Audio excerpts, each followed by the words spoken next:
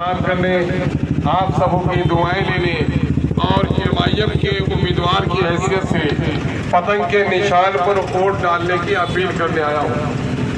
मेरे भाइयों, हम आपसे गुजारिश करना चाहते हैं कि आपने कांग्रेस को बार बार मौका दिया है, इन्होंने हमारा वोट लिया है, हमारी मस्जिदों में ताला लगाया है, कांग्रेस ने हमारा वोट लिया, हमारे नौजवानों को गिरफ्तार किया है, कांग्रेस ने मेरे तलवार से मेरी गर्दन काटी है।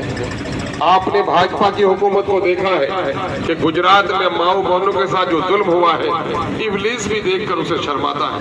मेरे भाइयों, दूध पीते बच्चों को जिन जालिमों ने आग में डाला है, उसका उम्मीदवार अगर आपकी बस्ती में आता है तो ये आपके और हमारे गैरत का इम्तिहान है।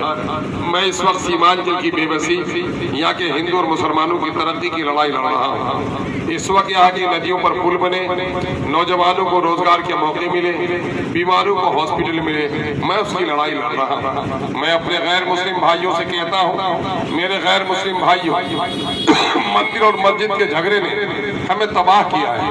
आज 40 साल के मुकाबले में सीमांचल ज्यादा गरीब हो गया है। मंदिर और मस्जिद इन बेईमानों को लड़ने दो, आओ अपने मुल्क में इत्तेहाद और इत्तेफाक पैदा करो। अगर मैं महानंदा की पुल की लड़ाई लड़ रहा हूँ तो सिर्फ मुसलमानों के लिए नहीं, वो हिंदू मुस्लिम सब के लिए है। इस बार मुझे मौका दीजिए। बहुत बहुत शुक्रिया। वही कांग्रेस पार्टी है जिसने बाबरी मस्जिद में ताला लगवाया, मूर्ति नहीं बताया होती कांग्रेस ने अगर, तो आज बाबरी मस्जिद नहीं होती। आज बीजेपी ने उसी को बहाना बनाकर हिंदू और मुसलमानों के दरमियान में दरार पैदा कर दी। दूसरी तरफ नरेंद्र मोदी ने एक तरफा तौर पर मुसलमानों को निशाना बनाया। गुजरात में माओ बहनों की इज्जत और आबरू के दौर में लूटी ही, दूध पीते बच्चों को भी आग में डाला गया है, बाबरी मस्जिद हमारी छीनी गई है। मुसलमानों के खिलाफ जितने कानून बने हैं, चाहे CAA का मुस्लिम दुश्मन कानून हो, चाहे तलाक हो, हमारे इस्लाम हमारे दीन पर हमला है। 370 के दफा पर उन्होंने कश्मीर के मुसलमानों की भी हकमारी की है। इस वक्त पूरे मुल्क में मुसलमानों को उसने खौफ के समंदर में डाल दिया। ऐसे वक्त में अगर आपने अपनी जमात को तश्कील न दी, अपनी आवाज पैदा न की, तो आने वाले दिनों में और बड़ा नुकसान होगा। मेरे ससुद्दीन अवैसी, इस वक्त पूरे हिंदुस्तान में दलितों की, मजलूमों की तमन्ना आवाज है। बिहार में हमने उसके नक्श कदम पर बिहार के मजलूमों की आवाज उठाई है, सीमांचल के हक की लड़ाई लड़ी है। आपसे गुजारिश है, एक बार मुझे मौका दीजिए। मैं आपसे वादा करता हूँ कि अपने फर्ज को जिम्मेदारी से निभाऊंगा, जिस तरह हमने जिम्मेदारी से माजी में निभाई है। और इस वक्त आपको सुनकर हैरत। नंबर 2 काम क्या है? नंबर 2 काम ये है कि अवाम के टैक्स के पैसे से जो तरक्की के मंसूबे बन रहे हैं, अपने इलाके को उसमें हकदार बनाना, अपने क्षेत्र के विकास का काम करना। नंबर 3, सरकार की जो पब्लिक वेलफेयर की स्कीम्स हैं, उस स्कीम को जमीन पर नाफिज करने के लिए एडमिनिस्ट्रेटिव कंट्रोल करना, DM के यहाँ से लेकर नीचे तक, सेक्रेटरी के यहाँ से लेकर पंचायत तक। नंबर 4, चूंकि वो अपने आप में एक इंस्टीट्यूशन होता है, वो जहाँ खड़ा होता है 10 लोग होते हैं, अपने जनता के दरमियान में साले कदरों को, अच्छी बातों को फैलाना और समाज में गैर कानूनी, गैर अखलाकी बातों को मिटाना। ये 4 बिंदु है। मैं सही कह रहा हूँ? लगता है दिल की बात आपको, है ना? आप ये बात बताइए कि जावेद भाई जो हमारे हैं, ये 100 नंबर का पेपर है, 4 क्वेश्चन है 25-25 नंबर के। हाउस का परफॉर्मेंस 0 है कि नहीं है ना? नंबर 2, डेवलपमेंट में 0 है कि नहीं है? नंबर 3, एडमिनिस्ट्रेटिव कंट्रोल में 0 है कि नहीं है?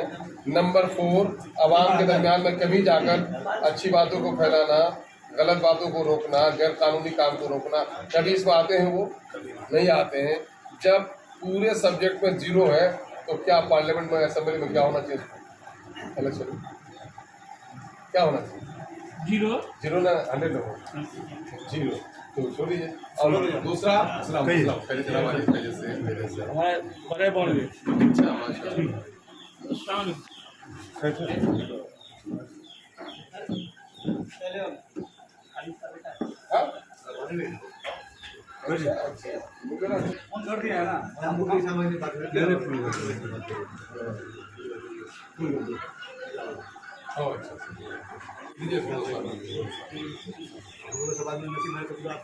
अच्छा, अब मेरे लाभ क्या जिन लोगों ने अल्लाह के दुश्मनों का साथ दिया, ये बात बताइए, हमारे शरीयत का दुश्मन खुदा का दुश्मन है कि नहीं है?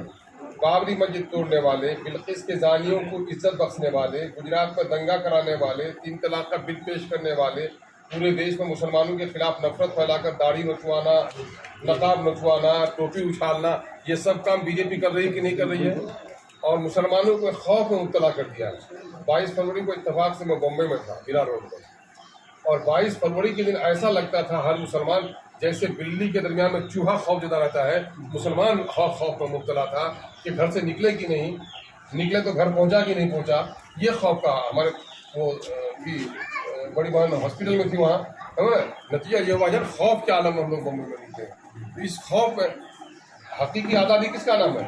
Real freedom is freedom from fair.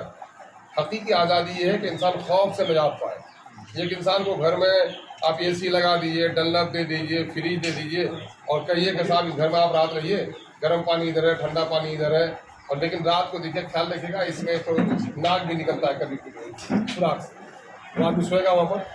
नहीं सोएगा। इस मुल्क में आज हमारी हालत वही हो गई है ना। ये मुल्क हमारा है, हम स्टेशन पर मेरी नमाज कदा होती है, हमको पेशानी टेकने की इजाज़त नहीं, और कोई अपने मजहबी मुनासिब के लिए सड़क को जाम किया है तो उसको कोई टोकने वाला नहीं। हम दो रकात नमाज 5 मिनट में पढ़ के फारिग हो जाते हैं जुमा में, हमें लात मारा जाता है, और कोई रात भर नंगा डांस करता है सड़क पर, उसको टोकने वाला कोई नहीं। तो ये मेरा मुल्क नहीं है क्या? चला जाए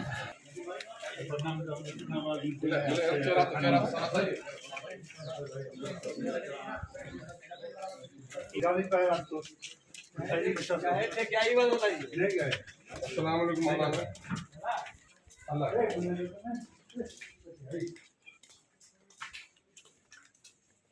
कदम सुबह सब बाल भी देना पड़ेगा, हाल भी लगाना पड़ेगा। अरे उसी बात में करवा देंगे हम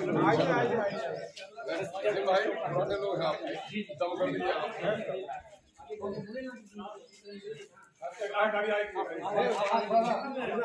और अजीजों, मेरी नेक तरीन माओ, बहनों और बेटियों, मैं अख्तरुल ईमान इस वक्त आपकी बस्ती में आप सबों की खिदमत में सलाम अर्ज करने, आप लोगों की दुआएं लेने और पतंग के निशान पर वोट डालने की अपील करने आया हूं। बुजुर्गों और दोस्तों, मेरे दलित हिंदू मुस्लिम साथियों, जमहूरियत में, लोकतंत्र में वोट आपका सबसे बड़ा हथियार है। इसके जरिए से आप अपने नस्लों की तकदीर संभाल सकते हैं, अपने मसाइल का हल कर सकते हैं। अगर आपने हुस्न तदबीर न किया, अपने वोट का सही इस्तेमाल न किया, नाअहलों को वोट दिया, तो आपको बड़ा नुकसान होगा। आजादी के 77 साल हो गए, सीमांचल की यह पट्टी सबसे ज्यादा गरीब हो गई है। सीमांचल की इस पट्टी के ज्यादा गरीब होने की वजह असेंबली और पार्लियामेंट में जो लोग हमारे जीत कर गए, उन लोगों ने हमारी समस्याओं की आवाज नहीं उठाई। ये लोग पार्टियों का गुलाम और चाकर बनकर रह गए, अपने जनता के समस्याओं का समाधान न कर सके। यही वजह है कि आज हमारे बच्चों को अच्छा स्कूल नहीं मिल पा रहा है, बीमारों को दवाइयां नहीं मिल पा रही हैं, नौजवानों को रोजगार नहीं मिल पा रहे हैं, नदियों पर पुल नहीं बन सका है, और हम लोग आज बिहार में सबसे ज्यादा गरीब होकर रह गए। मेरे भाइयों, खासकर मुसलमानों को इस वक्त दिल्ली और पटने में बैठी हुई सरकारें निशाना बना रही है। कहीं आलिमों की टोपियां उछाली जा रही हैं, कहीं सूफियों की दाढ़ियां नोची जा रही हैं, कहीं बेटियों के बुर्के और हिजाब को फाड़ा जा रहा है, कहीं मदरसा बंद किया जा रहा है, कहीं कब्रिस्तानों पर नाजायज कब्जे हो रहे हैं। बिहार शरीफ के मदरसा अजीजिया में तकरीबन 4000 इस्लामी किताबें जला दी गई, तफसीर, फिक़ह और कुरान के नुस्खे जलाए गए।